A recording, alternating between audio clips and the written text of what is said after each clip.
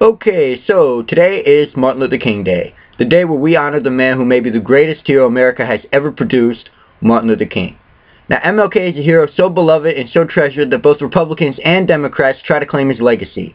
But the truth is, Martin Luther King was a staunch liberal who voted Democrat, supported wealth redistribution, opposed war, and even vocally endorsed compensatory programs for black people that would include affirmative action. Let's take a look at what King had to say regarding politics. Martin Luther King avoided publicly endorsing political candidates, but through letters and books written by King, we know who he voted for in every presidential election in his lifetime, with the exception of 1956, which remains unknown. In 1956, MLK wrote a letter to a woman named Viva O. Sloan, in which he stated that he was unsure who he was going to vote for that year, but in the past, I've always voted the Democratic ticket. King made it clear in Chapter 5 of his book, Why We Can't Wait, that he voted for Kennedy, and that the issue during that election was not who to vote for, but whether or not to publicly endorse Kennedy. King writes that eventually he came to the conclusion that a public endorsement would be too much because no president except perhaps Lincoln had ever sufficiently given that degree of support to our struggle for freedom, but that, had President Kennedy lived, I would have probably endorsed him in the forthcoming election. The only other presidential election that King lived to vote in was the election of 1964, which was Democrat Lyndon Johnson, the man who signed the Civil Rights Act, versus Republican Barry Goldwater, the leading senator against the Civil Rights Act outside the South. Of the Republican Party, King stated in his annual report that, in San Francisco, the Republican Party took a giant stride away from its Lincoln tradition, gearing its appeal and program to racism, reaction, and extremism. All people of goodwill viewed with alarm and concern the frenzied wedding at the Cow Palace of the KKK with the radical right. King wrote that Republican nominee Goldwater represents an unrealistic conservatism that is totally out of touch with the realities of the 20th century and articulates a philosophy which gives aid and comfort to the races. I have no alternative but to urge every Negro and white person of goodwill to vote against Mr. Goldwater and to withdraw support from any Republican candidate that does not publicly disassociate himself from Senator Goldwater and his philosophy.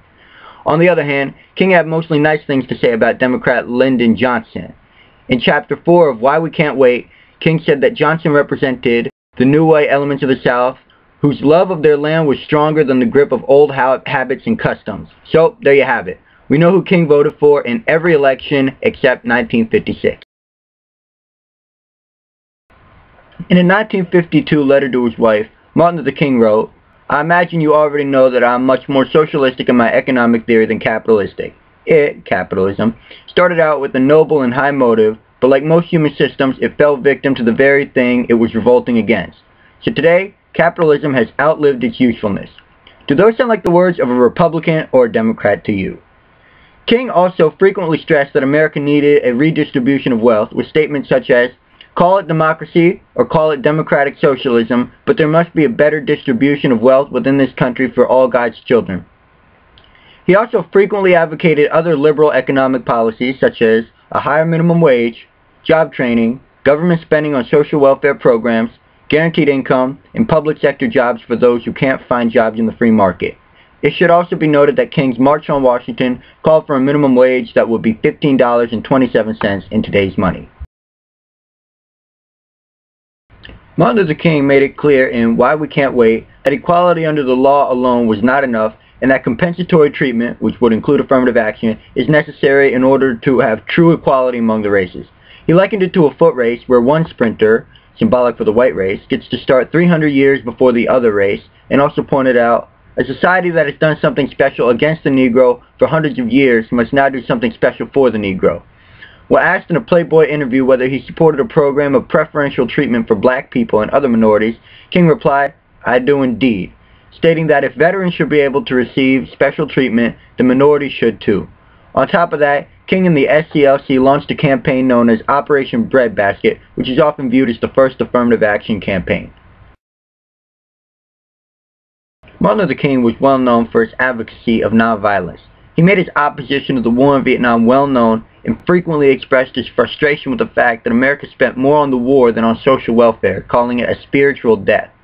He was not afraid to invoke emotion into his speeches against the war, and in his speech, Why I Am Opposed to the War in Vietnam, he referred to the violence toward little brown Vietnamese children. something that today would earn him the label of bleeding heart liberal. With King opposing the senseless slaughter of those in Vietnam, one can only assume that he would also oppose the barbarism that America has committed in Iraq. So anyway, that's all for now. Like, comment, share, subscribe, all that stuff, and happy Martin Luther King Day.